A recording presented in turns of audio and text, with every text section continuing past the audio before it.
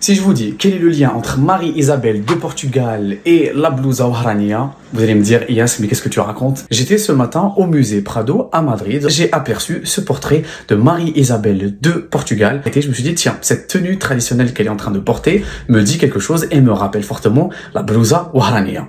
Et du coup, je me suis dit, pourquoi pas faire des recherches pour essayer de voir est-ce qu'il y a un rapport.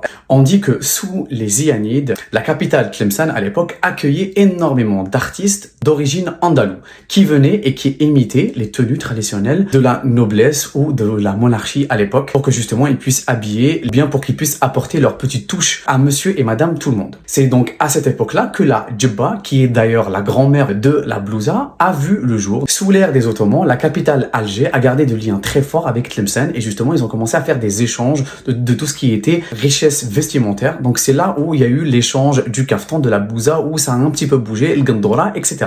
C'est entre les années 1900 et 1920 que la blousa voit le jour. C'était un signe de modernité pour les femmes, mais aussi un signe d'authenticité. Le terme blusa vient de blusa, qui veut dire chemisier en espagnol.